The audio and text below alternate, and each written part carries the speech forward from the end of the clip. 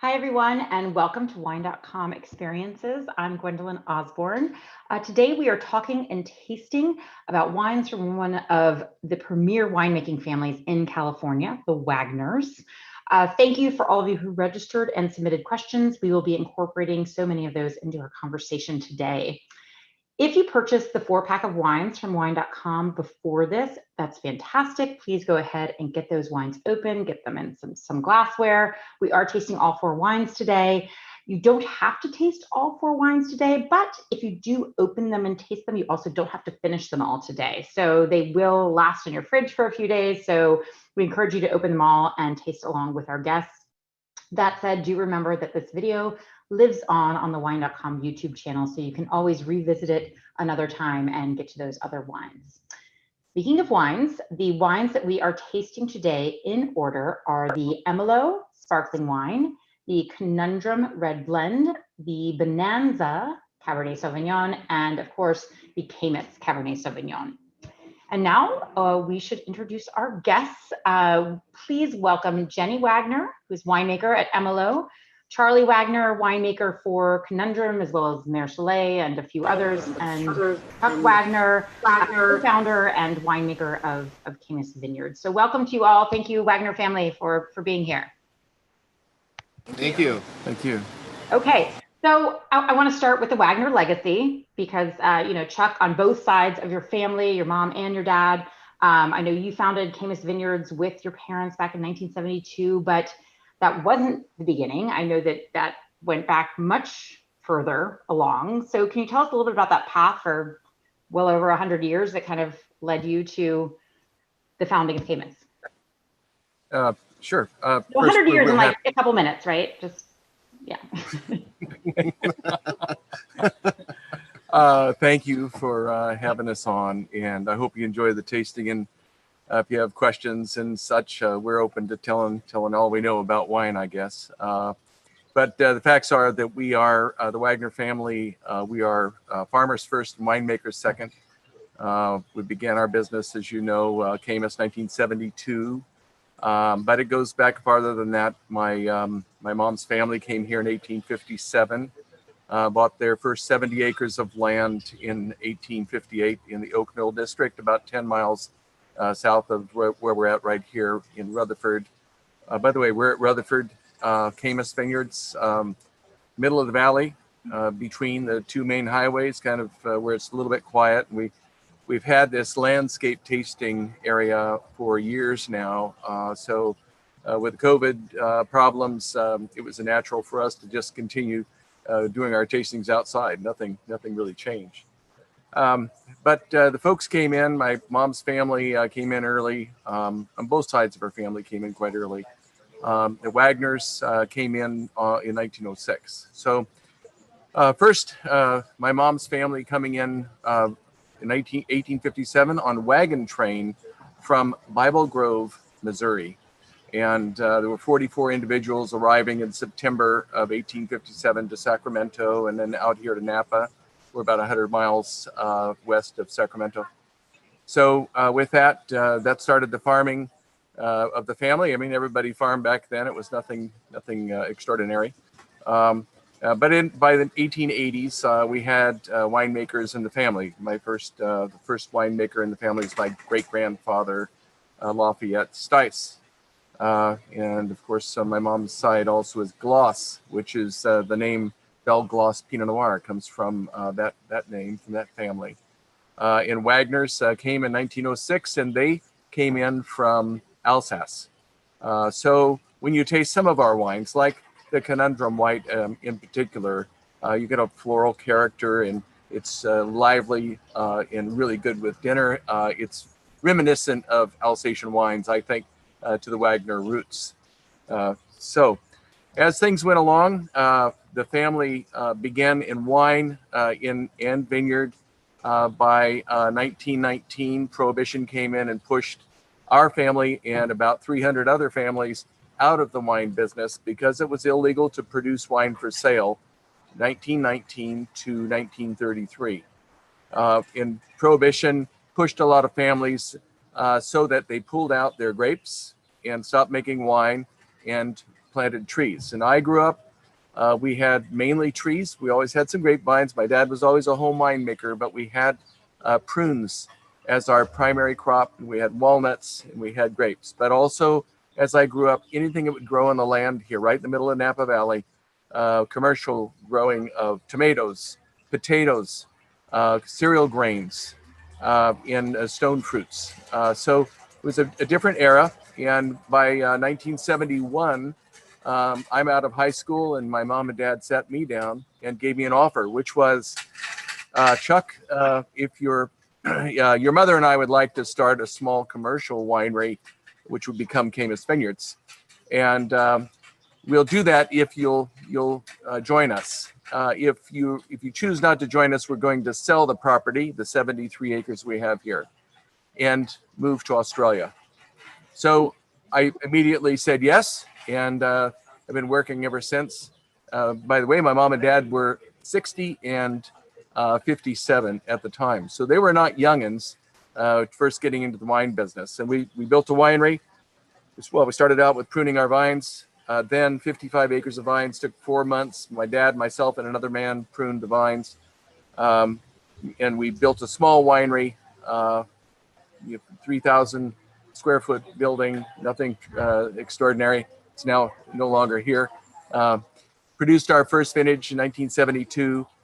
Camus Cabernet was founded at that time with a 250 case production, which the wine retailed for $4.50 a bottle. So remember that at that time, 1972, there were probably about 15 operating wineries in Napa Valley, not many. And competition was different, but there was nobody stopping by to taste wine. And actually, there were no fine food restaurants around, to enjoy like we do today. It's a culture, right? Good food, good wine. It's grown into a culture of its own. So we ended up having living through this period from kind of difficult period to sell wine to now it's not so difficult, and we're able to reach out and find our wine. You can find our wine in most all states and most all major cities in the United States. So I guess that's a moment of pride for my family and all. Today, my mom and dad, of course, are gone. But one note on that, my father lived to his 90th year. He always had a glass of wine with his lunch and with his dinner. I never saw him inebriated, a man of moderation, very honest, hardworking man of moderation. And but we calculated that in his lifetime, he had consumed 3,000 gallons of wine. I'm not saying that wine is good for you. That's the national average, right? I'm not saying wine is good for you, but there are quite a few winemakers here in Napa Valley.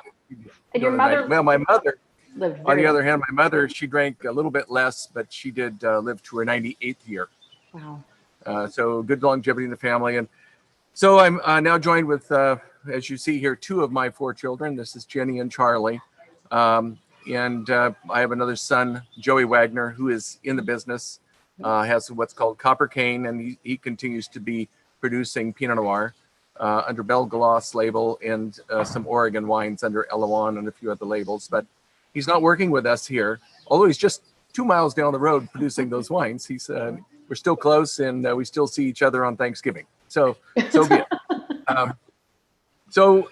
So with that, I think we can hand it off, Gwyneth, to Jenny.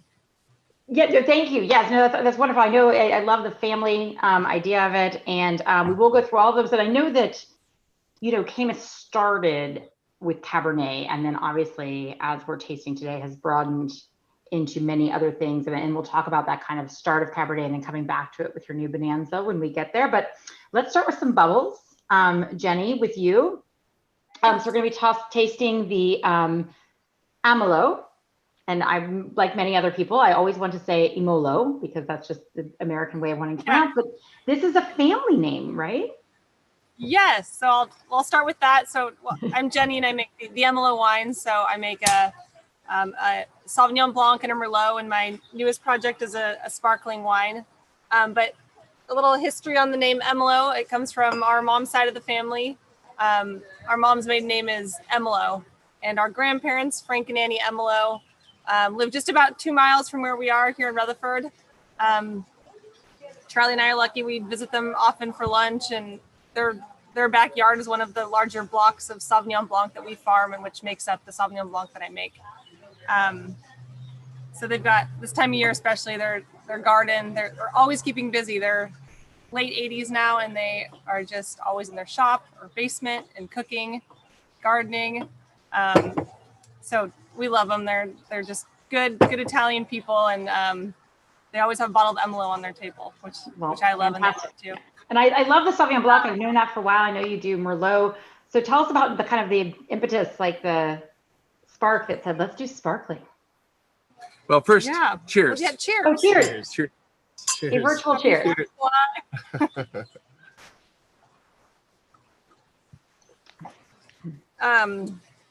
So the sparkling, it's just, something that we've always loved. When I go to my dad's house for dinner often, I'll walk in the door, he hands me a glass of sparkling, and champagne, which we love. And that was the inspiration for this wine. This is Emmolo Sparkling number 2. So you'll notice it's non-vintage, and that was intentional. I wanted the flexibility. Being in California, we can have flexibility in taking different vintages and making the blend as best as possible. So that's why I decided that I wanted to not put a vintage on this bottle and have that flexibility. The blend itself is 56% Chardonnay, 44 Pinot, but none of it comes from Napa. It's all cooler coastal regions of California. For this bottling, majority of it comes from Monterey County. I'm sorry, for this one, Sonoma County, a very small percent from Monterey, and then there's also some fruit that comes from Santa Barbara County as well. So those cooler coastal regions are where early ripening varieties like Chardonnay and Pinot thrive.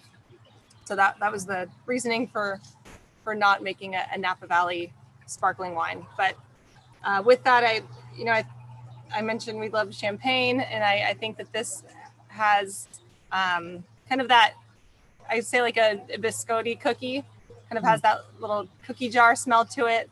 But I think it also has a little bit of leather and yeast, but it has like a fresh California citrus component that keeps it bright and fresh and true to California. I also think worth noting before we move on is the age that this wine spends on tirage. So before I disgorge the wine, it spends 40 months in the bottle. Wow. And again, that was intentional. I'd taste it every few months and kind of landed on that mark at 40 months that I like the development of the kind of yeast characters as different things I mentioned earlier. So I hope you enjoy it. It's a fun project. I've been working with a consultant too, because sparkling is a whole other world to me. So that's been helpful, and we've been having fun with it. That's great. Yeah, this is the first time I've had this. I love it. And I get those wonderful yeast characteristics and that kind of biscotti, biscuit, like baked biscuits from the South almost. I love it. But I love how, and like some green apple coming in too. But I love, and I think it probably comes from that 40 months, the integration on this is so seamless. It's just a very seamless wine. And it's also only 12% alcohol. So I guarantee this bottle will be done. Possibly by the end of the tasting. But definitely going to finish that tonight. So I love that reasonable alcohol. I think it keeps it just very, very balanced. So it's really pretty. So nice work. Thank you. Great. I'm excited about that. So next we're coming into Conundrum. Charlie, I know you have kind of your hands in a few different projects. I know you'd make the Mer Soleil and some other things, but you've also kind of had a Conundrum under your wing for some time. And I think about Conundrum, I usually think of the white wine because I know that was the first, and eventually red came along. But before we start tasting the red, could you kind of tell us a little bit about how the idea of Conundrum came about? Because it's a cool story. Sure. Yes. So Conundrum White was the original Conundrum label, and for years before we released the red, we always thought of them as a brother sister wine, or red and a white, if you want to call it that. It's we always thought, why not blend red wines together? White wines, which is really unconventional still to this day, seemed unique at the time, and it was, and it still is. But the Conundrum Red, California, we have so many different areas that don't get all the attention that Napa gets, that Sonoma gets, that the Central Coast gets. These are areas that are kind of off the beaten path. varieties that maybe you wouldn't typically blend together. That was really one of the inspirations, that this is a no rules wine. And so we're able to go to places in California where we grow grapes in California. We have friends that farm grapes in California from faraway places that maybe a lot of people that live here have never heard of or never been to. And that's really the fun about this wine. We get to explore these regions and find some areas that grow stuff that we would never typically blend together, experiment in the cellar, and come out with an easy drinking wine for around $20. And that's really, that was the inspiration behind Conundrum. It's probably one of our most versatile red wines. And we also recommend try serving it chilled. It sounds odd to some, but chill it down. It's going to warm up on the table. It's worth a try, especially on a hot day. Absolutely. So are you willing to tell people what's in the blend, or is that still the conundrum that we must figure out? You know, it changes every year, but I can say that there's some Zinfandel that makes the blend, some Petite Syrah, some odds and ends, some Cabernet, but that's all I can say. Secret. I'm okay with that. It was a viewer question. I had to throw it out there. It really does change every year. I'm sure it does, just kind of based on the grapes and the weather and everything. But I want to taste it. Maybe you can talk a little bit about kind of the style goal for this wine, like the fruit and the structure. Well, I think the idea behind, well, blending, we have no rules. We can leave some red lots unoaked if we'd like, which we have in the past.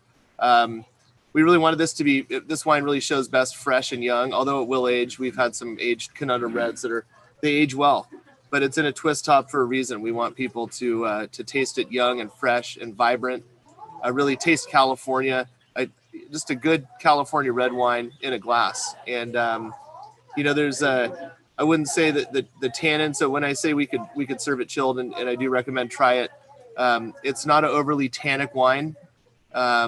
There's no residual sugar. There's a little bit undetectable, really, to a lot of people.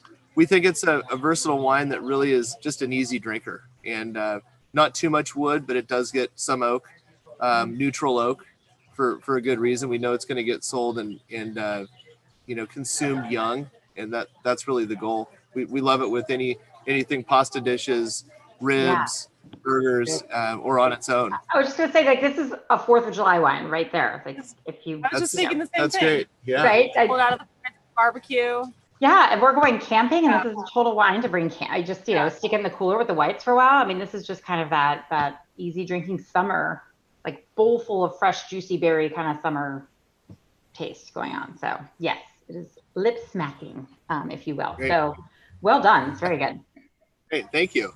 Yeah, so good. We talked about food. Oh, just real quick, because there's your dad. He's coming in. I was going to ask real quick on the sparkling wine from a food pairing perspective. People who always tune into these always are curious about food pairings. I'm a sparkling wine and popcorn kind of person, but I do want to always emphasize that sparkling wine can go with a meal. Do you have any favorites, Jenny, or? Honestly, I often drink it just on its own, but it is a little richer in style. And I think a light kind of creamy dish could be good. Something like a Parmesan risotto or sea bass, a fish, a white fish. So yeah, I do think that those are the kind of foods that I would drink it with. But I think also just a glass to celebrate on its own is appropriate. Celebrate drinking sparkling. Or popcorn. Popcorn sounds great. I haven't tried that. I mean, you can always step it up. Sometimes well, how about truffle popcorn? You could step it up a notch, but popcorn and sparkling. I'll try that. Okay.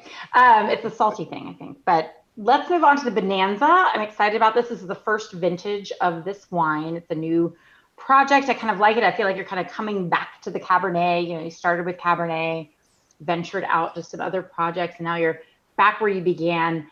Okay, first about the name. Can you tell us a little bit about the name? Sure.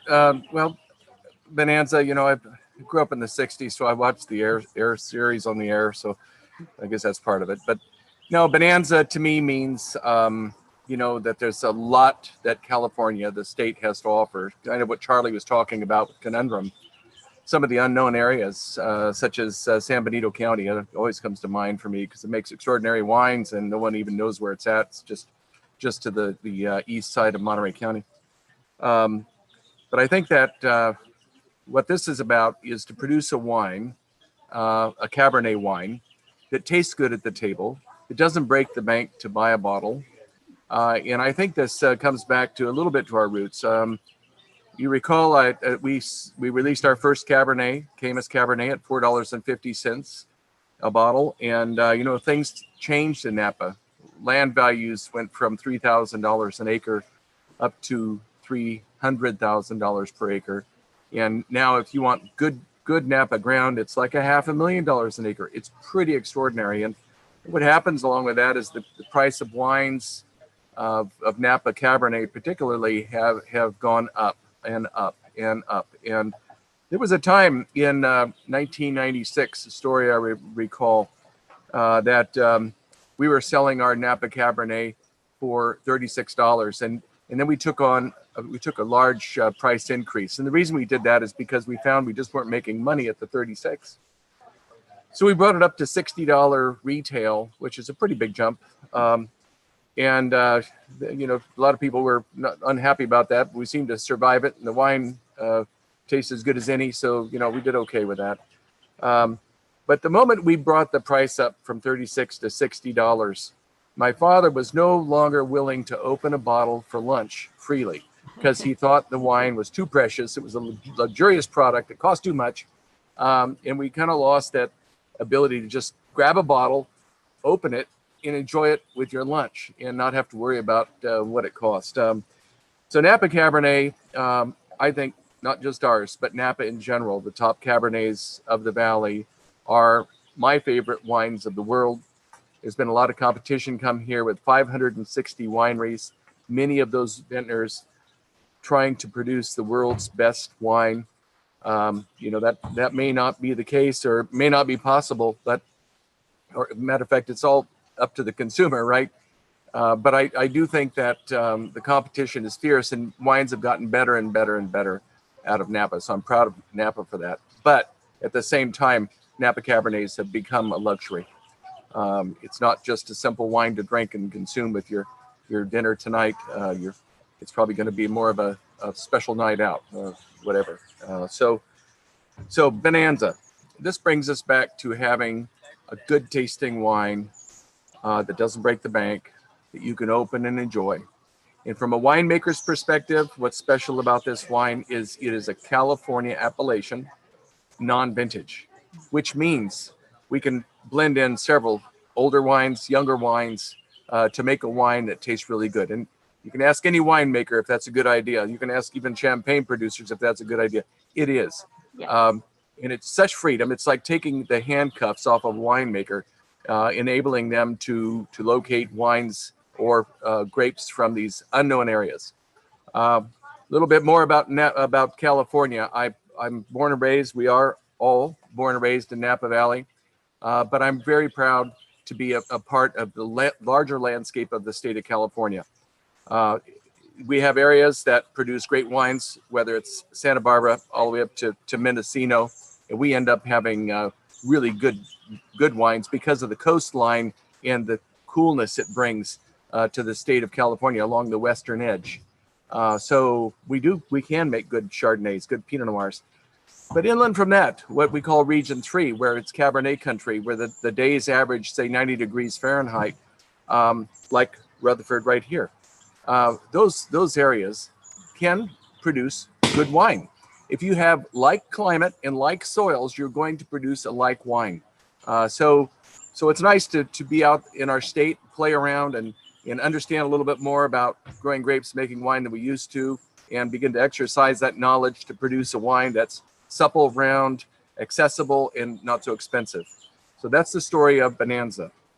So this is your lunch wine, is what you're saying. Or everyday dinner. But for everyday dinner, I like that because you are kind of bringing, it has gotten to a luxury, it's gotten to a price point that many aren't able to tackle. And so taking your knowledge of winemaking and appreciation of Napa Cab and kind of using that to create something people can enjoy at a lower price point. And again, taking the handcuffs off, which I like. So this is just kind of the easy drinking style, tastes like Cab.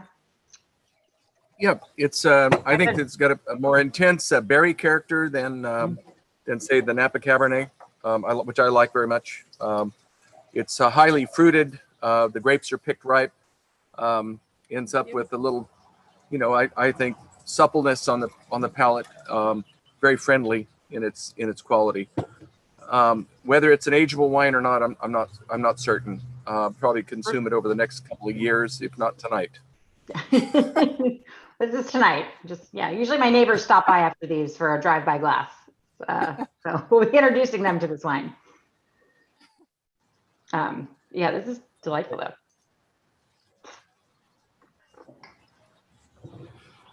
That's great. Okay, so we'll move on. I'm packing that for my camping trip too. That's great. Okay, we're moving on to Caymus. So obviously Caymus is your flagship wine. It's the one that began the journey for your Wagner family legacy here. And it's an American favorite. Not even American, I think almost international. If you watched our video beforehand, almost every image we had coming through was featuring Caymus. It's one of our best sellers. Why do you think this wine appeals to so many people? Why do I think it's so? You can just say it's dang good, and that's a good answer. Oh, it's okay. That works. Well, I'm going to go ahead and fall back on the farming aspect. I think Napa Valley is about 40,000 acres in total. About 50% of that is planted to Cabernet Sauvignon. And of the Cabernet acres that are planted, about 20% of that is light textured gravelly soils or hillsides that have the ability to produce Cabernet wine that I think is exceptional. So Cabernet Sauvignon has the compound called pyrazine, the same as Sauvignon Blanc, that can have a bell pepper character to it. In addition, the wines, if the grapes don't ripen fully, you end up with high acidities and kind of a bright character. High acidity in red wines is not my favorite, or any of our favorite for that matter. And I think also getting ripe wines with sunlight going into the fruit zone means that the vines don't grow large. It's the soils that are lighter in texture grow vines that struggle a little bit. We get sunlight coming in. We have smaller berries when it comes down to it. And I think that there's less bitterness in the tannin by the time we make our harvest, which is quite late in the season. As a rule, as compared to other wineries, I would say we pick later than other wineries.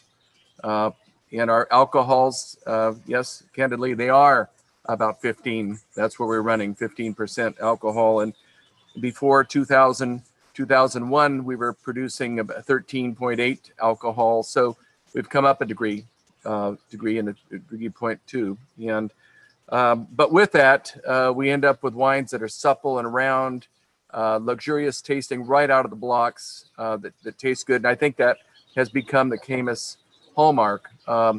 It's wines that are genuine, fairly dark in color, large amount of tannins, but it doesn't taste bitter. It comes across as being almost textural, powder-like tannins in the character. And because they're picked ripe, the wines are fruit driven, meaning there's a lot of fruit sweetness coming from ripe grapes. And finally, I think what's important is we pick so late in the season, the berries themselves just begin to wrinkle, just beginning to desiccate. And the grapes, the clusters lose about 25% of their weight by the time we make our harvest. We get less juice, but what we get is a more supple, luxurious wine from that. So we have what's called a little dimpling on some of the berries of the clusters. We call orange peel. I think that kind of describes the texture on the outside of the berries. Well, in vinifera, which is the species of all the wines that you probably know, at least produced here in California, whether it's Chardonnay, Pinot Noir, Cabernet, what have you, all the red varieties have clear juice, and all of the color and the good tannins are in the skins. So if you have a site that a vine struggles and produces a light crop of smaller berries, that your juice to skin ratio is improved. You end up with more skins giving you more color and more texture from the tannins. That's key to what we do. So it's during the process of fermentation that we mix the clear juice with the skins for maybe as little as a week or as much as a month, to somehow mix the juice in a delicate manner so you'd extract the color and the tannins from the skins. And all of a sudden, this juice that was once white, 2 weeks later, can be very dark and almost opaque in color from this fermentation technique. And everyone has their own technique here. If you look at other winemakers, if they're not using a different yeast, they're picking it at a different time. If they're not fermenting at 60 Fahrenheit, they're fermenting it at 80, or they're doing some cold chill, 8-day cold chill, 2-week cold chill. It goes on and on, so it gets very involved by the winemaker.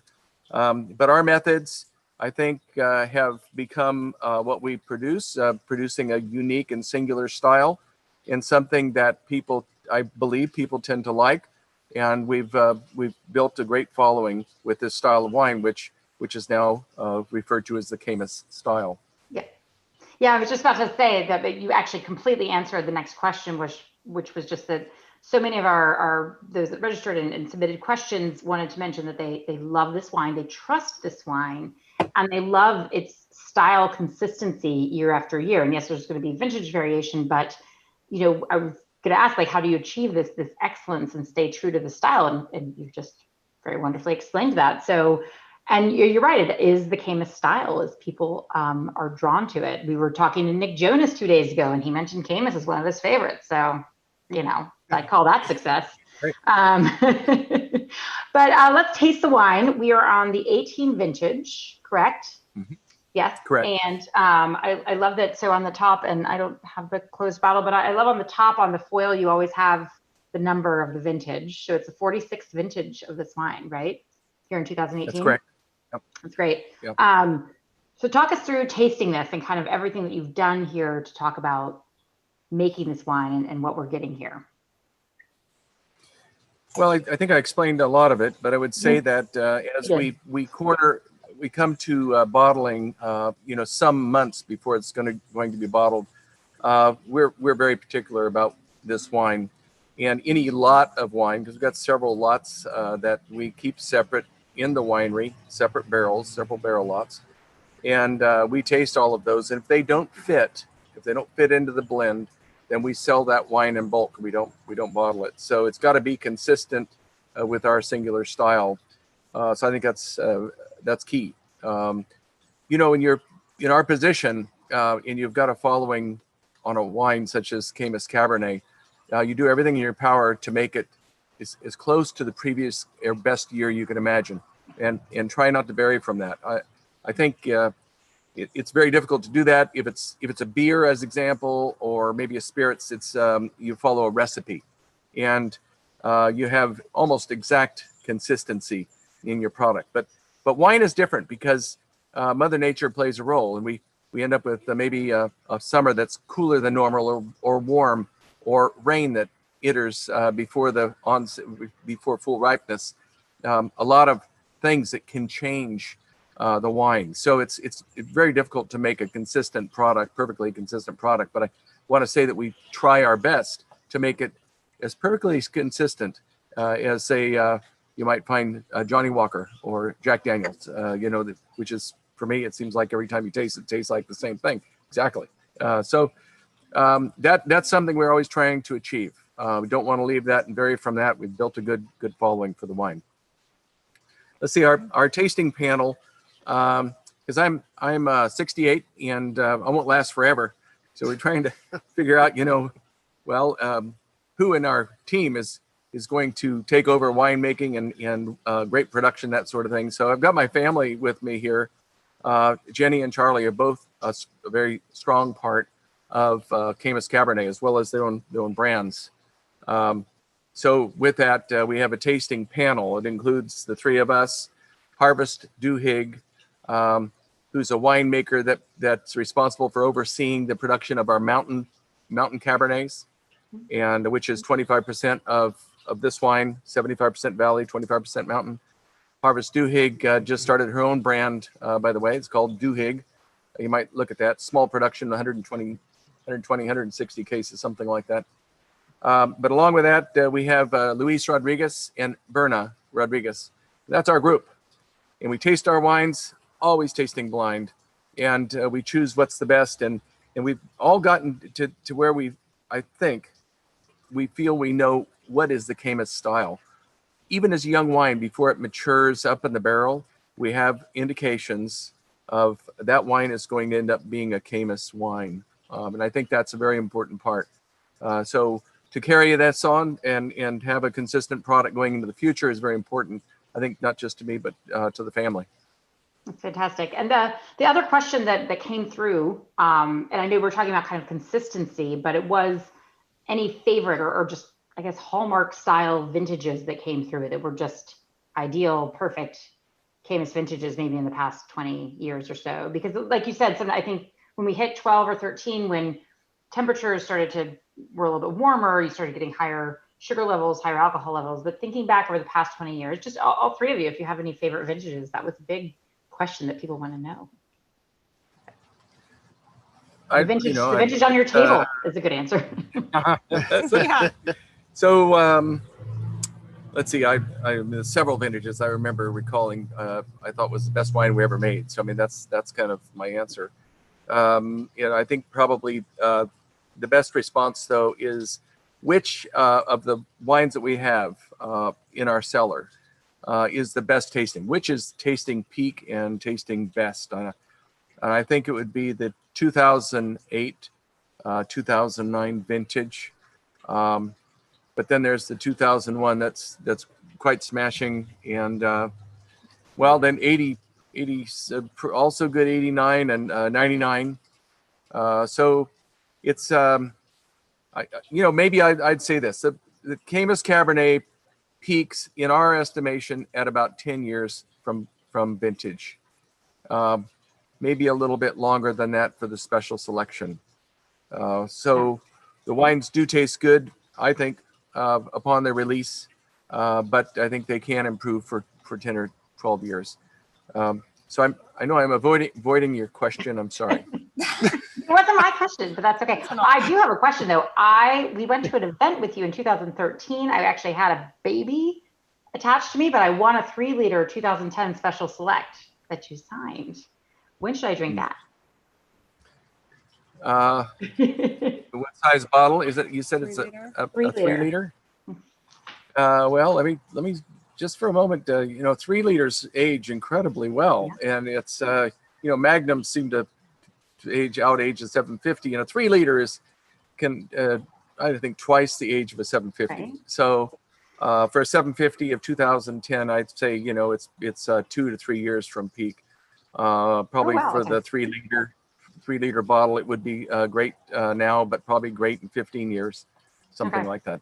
All right. Well, I have a big birthday in about 7 years. Maybe I'll pop it It's actually a very, very top vintage. Was as far as ratings go, I think it was a Parker 96 or something like that. In back when Parker was doing the tastings.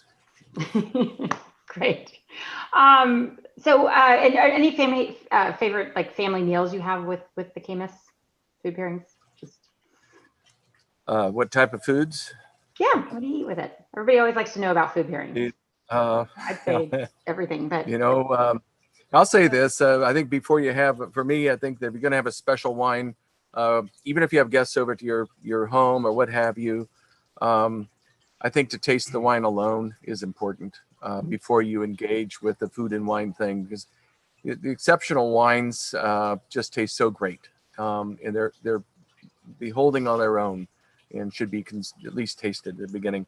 And beyond that, listen, I'm just an ordinary kind of guy eating food probably like you all do. Maybe try to be a little healthier these days. A steak, of course, is the extraordinary experience of Camus Cabernet, and steak is hard to beat. But if you're not a steak eater, I think this wine is going to do well with everything from chili beans to pasta.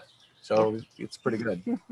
Yeah, it is. How about you, Charlie? Have a favorite, or Jenny? You got a favorite wine? I think we've done some. We've had some events where we've served a lineup of our wines and then saved our Cabernet for after the main course, and we've paired it with Parmigiano Reggiano. I was about to say slices of cheese. Perfect. And kind of the wine shows very well with just cheese, almost as a dessert. That's a standout for me.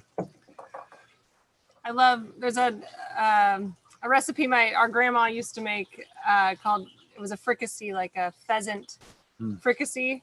My dad would go pheasant hunting, and he took me once. It could be chicken, but for me, I think that pheasant fricassee has like a dark broth and peppercorn, and it's not too heavy though. I think that's one of my favorites. Bay leaf. Yeah. Mushroom, dried mushrooms. A lot of, that's, I do like that too.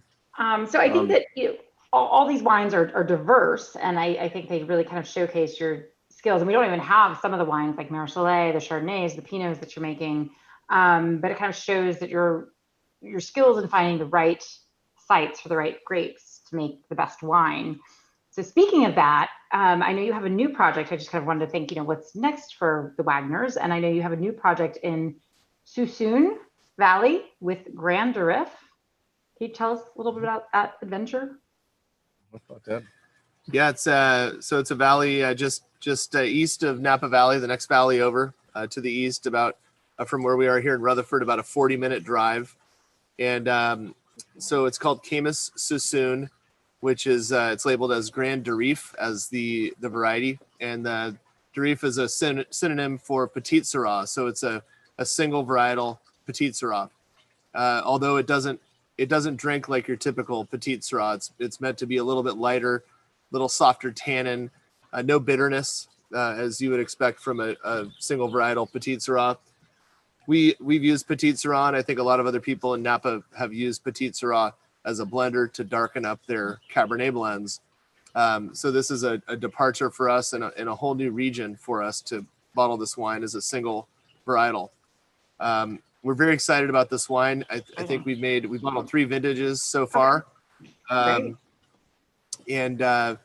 it's the first wine besides Camus Cabernet from Napa to bear the Camus name, which is, here we go. Oh, there it is. Oh, cool. This is, I don't know, tell me if it's too close or too far away. But that's great. Camus Suisun. That's, I had to look up how to pronounce it, but yeah, Camus Suisun, yes. Grand Durif. And it's a fun area for us. It's 40 minutes away from Napa, but it's kind of like what you've explained Napa as when you were growing up. Yeah. Little farm stands, the best peaches, and my dad and I were just there earlier today. We had some good fruit, and the Petite Syrah is just growing like crazy. It's really, really fun to see, and kind of old crown prune, non-trellis vines. Yeah. Dry farm. We have a lot of fun over there. And dry farm vines, by the way. It's so I grew up around home winemakers that used Petite Syrah and Zinfandel, both as home wines, and so it can be a very overly dark, overly bitter, just too much of a wine. So our Grand Durif is made to not express all that Petite Syrah has to offer, right? So during fermentation process, like on Cabernet Sauvignon, we try to extract every last ounce of color and tannins from the skins we can. Petite Syrah is a different story. So we're being very diligent about fermentation times and tannin pickups, so we don't end up with this black and tannic bitter quality wine. I think the Camus Suisun Grand Durif can stand its own against Camus Cabernet and or other Napa Cabernet. So I'll say that about it. When and if you do come out this way to say Napa Valley, hey, I would suggest highly that you go visit Suisun Valley. It's about 20 minutes from Napa City, and it's so agricultural and beautiful. It's got its own beauty, and it's as I've said this before, it's very much like Rutherford region of Napa Valley, 1960, with all farms. It has what's called an agricultural preserve in effect, such as Napa Valley here, which means that properties cannot be broken into smaller than 20-acre parcels and only one home per parcel. So with that, it's agriculture is secured a safe home in the Suisun Valley. So it's the beginning of what could be an important little region. In the size of the region itself, again, it's very much like the Rutherford AVA, which is extends from Oakville to St. Helena, and from just not mountaintop to mountaintop, but almost. And that's about the size of the entire Suisun Valley. So it's a little bit smaller. There's maybe 5 class wine producers there at this time, and they sell their wine direct to consumer. You won't find their wines on the open market, but I think you will in the future. I think if we have our way about it, I think Suisun Valley is just beginning on an uphill cant towards quality and notoriety. That's fantastic. And on the Suisun note, I forgot to mention earlier when we were talking about Emmolo, the next release of Emmolo Sauvignon Blanc just shipped it. I don't know if you've seen it. Nope. But I did want to ask you about that. What vintage? It's 2019.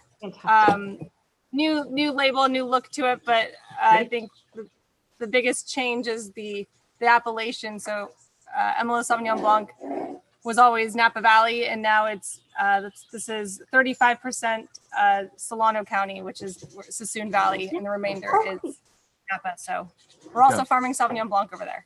Fantastic. Well, that's great. That's Charlie's favorite wine right now. It is. This is the one I have in my fridge. Good, as well you should. So, yeah, I can't wait to try the Suisun Grand Reef just to see what's happening there, and looking forward to the new release of Emmolo. And these are all fantastic wines. And for those of you at home, Wine.com has them all. So if you didn't get this 4-pack before the tasting, we still have it available, as well as we do carry that Grand Reef, which I'm definitely going to order to try. And I know the new Emmolo coming out. So thank you all so much for being here and sharing your family's story and sharing your wines. And yeah, I just, remember, for everybody at home, this video will live on. So if you do want to get the wines, you can come back and taste with us again. We can show you all the things again. But thank you, Jenny, Chuck, and Charles, for sharing your time and your wines again. So I hope you stay safe and stay well. And where's my sparkling? And cheers to you all. Cheers to Wine.com. Thank you. Thank you.